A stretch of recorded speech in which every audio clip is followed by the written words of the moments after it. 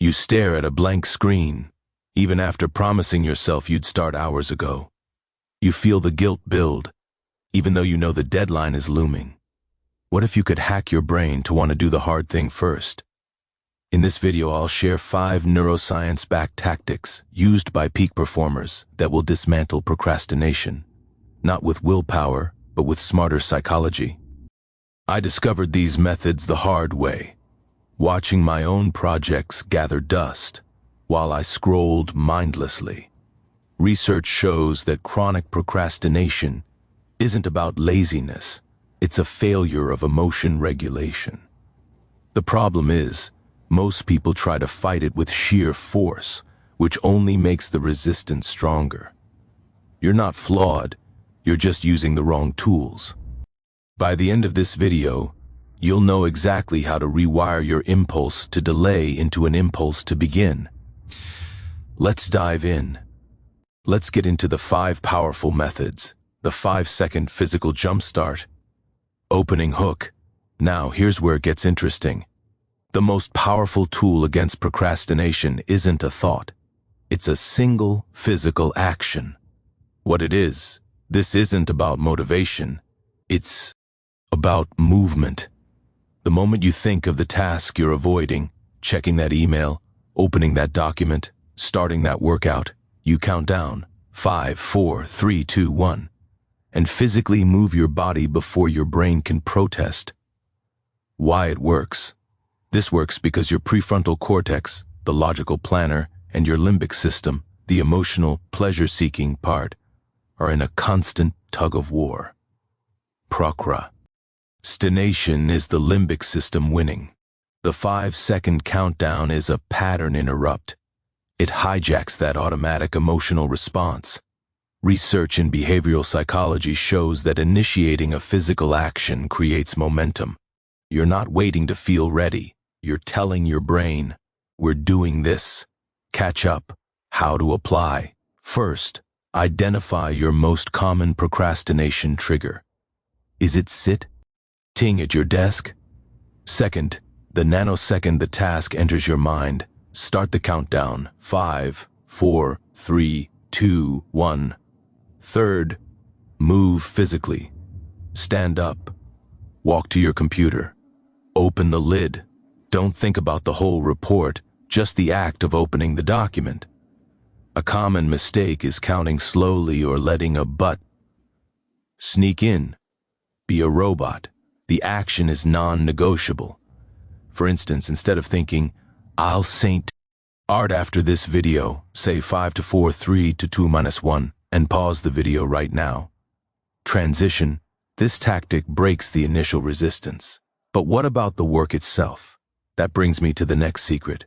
The ridiculously small door. Opening hook. This next one is crucial. Most people fail because they set goals that are too big. Your brain isn't scared of work. It's scared of starting what it is. I call this the ridiculously small door. You make the first step so laughably small, so hibatsuda, that it feels stupid not to do it. Write the report becomes open a Word document.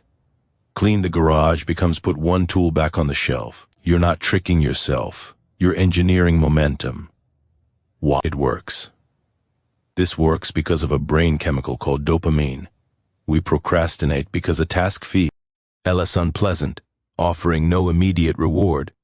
Completing a task, any task, releases dopamine. Your ridiculously small task is designed for a quick completion hit. That dopamine creates a sense of progress and makes you want to continue. It's the law of inertia. An object in motion tends to stay in motion. You're becoming that object. How to apply?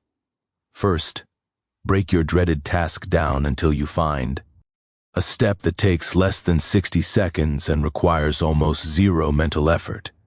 Second, schedule it for a specific time. Third, do it and consciously acknowledge completion. Say, done. The common mistake is thinking, that was too easy, it doesn't count. It counts the most. For instance, instead of go for a run, make it put on my running shoes and step outside. Often, you'll just keep going. The barrier was just the start. Transition. Now you're moving, but your environment might be sabotaging you. Let's talk about your secret enemy. Designing your default environment. Opening hook. Most people don't know this, but your willpower is a finite battery. Every decision you make drains it, and your environment is full of decision thieves. What it is, procrastination is often just the PA of least resistance. Your phone is next to you. The TV remote is on the couch.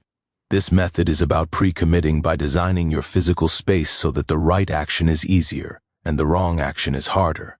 Why it works? Research from behavioral economics calls this choice architecture.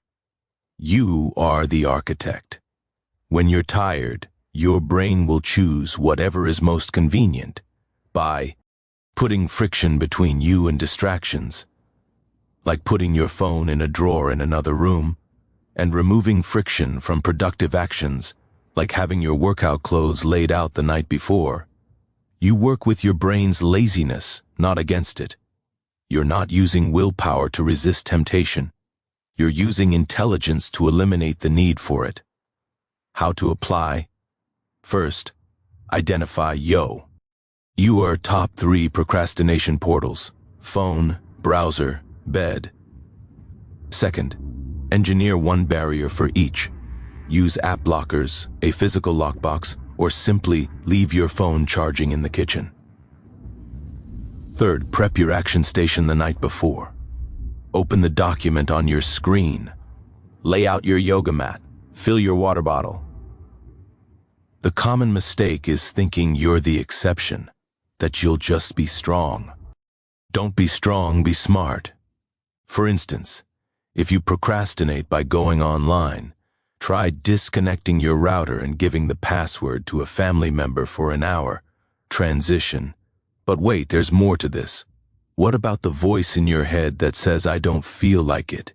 The 10-minute negotiation, opening hook. You've probably heard just work for 10 minutes. That's incomplete.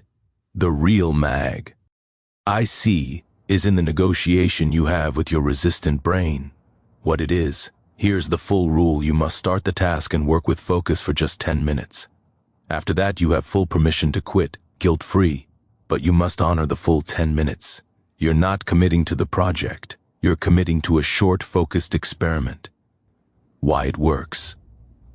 This works for 2 reasons. First, IT drastically reduces the perceived threat, calming your anxious limbic system. Second, and this is key, it leverages the Zeigarnik effect. Our brain's tendency to remember and feel tension around interrupted tasks. Once you're 10 minutes in, you've often passed the hardest part, the start, and created a cognitive itch to see it through. The momentum carries you. How to apply? First, set a visible timer for 10 minutes. Second, eliminate all distractions. This is a sacred short sprint. Third, when the timer goes off, stop. Ask yours. Elf, do I want to continue for another 10? The common mistake is forcing yourself to continue when you genuinely want to stop. The power is in the freedom to quit. It rebuilds trust with yourself.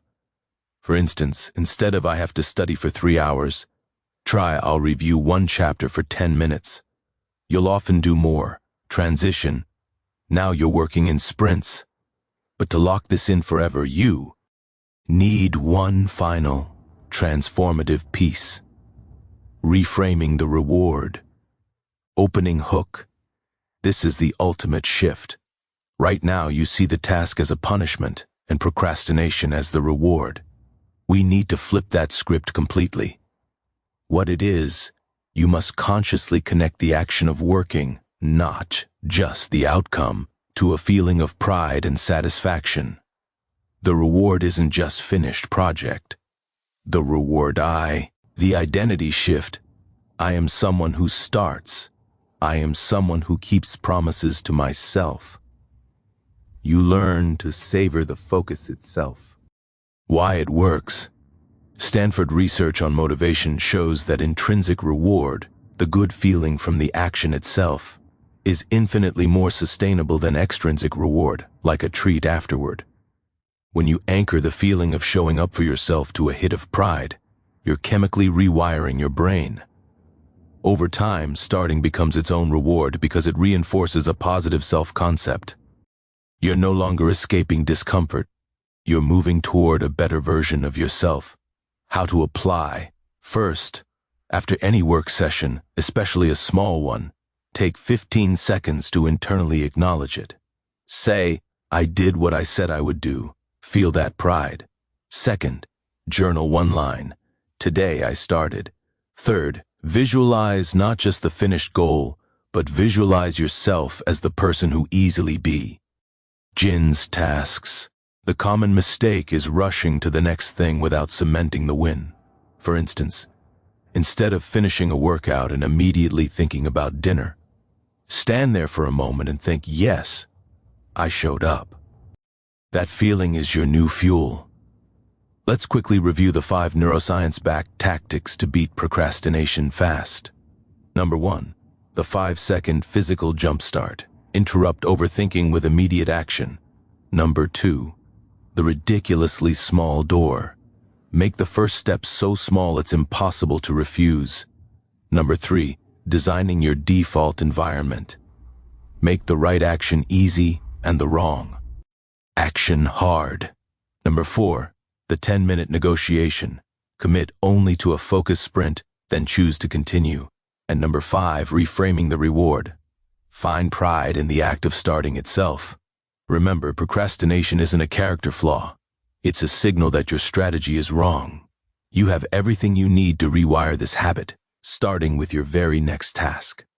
The only difference between the you who delays and the you who acts is the application of these smarter, kinder psychological tools. Don't wait until the panic sets in and the quality of your work and your peace of mind suffers.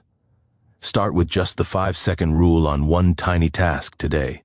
I promise you, 1 week from now, you'll feel a profound sense of control you thought was reserved for other people. If you found this helpful, hit that like button. It helps the channel. Subscribe for more content like this to become your most productive self without the burnout. Drop a comment telling me, which of these 5 methods are you going to try first? And if you want to learn how to build systems so you never rely on motivation again, check out the video on the screen next. Thanks for watching, and I'll see you in the next one.